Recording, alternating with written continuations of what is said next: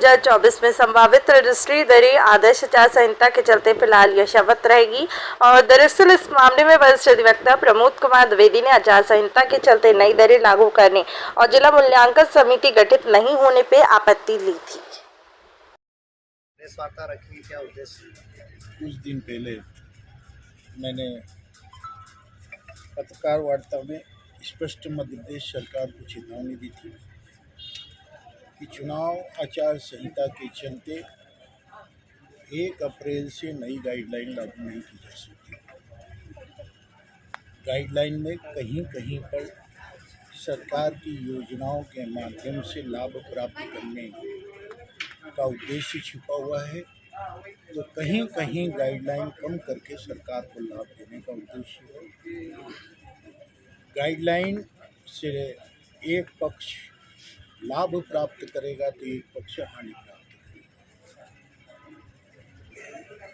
Guideline कोई आवश्यक वस्तु नहीं है कि उसे लागू किए बिना किसी का जीवन नहीं चलेगा। चुनाव आयोग से अनुमति लेना पड़ेगी, तो बिना चुनाव आयोग से अनुमति लिए गाइडलाइन लागू कर दी गई तो मैं न्यायालय की शरण लूँगा। कल रात को महानिरीक्षक पंजीयक का पत्र जारी हुआ है, जो पत्र मैंने आप लोगों के समक्ष रखा है। उससे स्पष्ट हो गया कि उन्होंने अपने पत्र में ही स्पष्ट लिखा है कि आदर्श चुनाव आचार संहिता के चलते 1 अप्रैल 2024 से लागू होने वाली गाइडलाइन नहीं लागू की जा रही है। यानी कि मैं सही कहते हैं कि एक जुगनू भी अंधेरे में रोशनी फैला देता है। जरा हिम्मत तो रखो। सन 2023 अभी तक जो रजिस्ट्रियाँ हो रही थी 31 मार्च यानी कल तक, उन्हीं पर आगे भी रजिस्ट्रियाँ होंगी जब तक चुनाव आचार संहिता समाप्त नहीं होती और नए सिरे से सरकार कवायद नहीं करती। मैंने आप लोगों को केवल इसीलिए आमंत्रित किया है कि गलत का विरोध आम आदमी भी करे, निर्णय उसके पक्ष में भी होता है।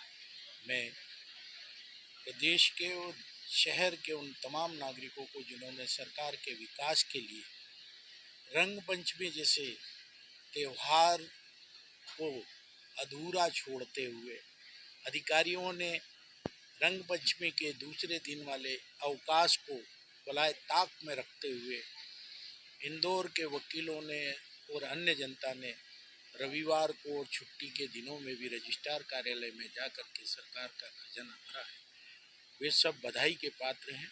परंतु अधिकारियों की तुगलकशाही के चलते जो परेशानियां और जो भय का वातावरण जनता के बीच में बना, कम से कम अधिकारियों को इसके लिए माफ़ी मांगना चाहिए। साथ ही साथ मैं स्पष्ट आरोप लगा रहा हूं भारतीय जनता पार्टी के नेताओं पर कि वे अपने अधिकारों को समझें।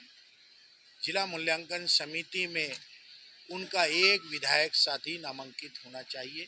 पूरे प्रदेश में सभी जिलों में उनके एक विधायक नामांकित होने चाहिए, जो मध्य प्रदेश के सरकार के अधिकारियों ने नहीं किया। अब कम से कम वे इस बाबत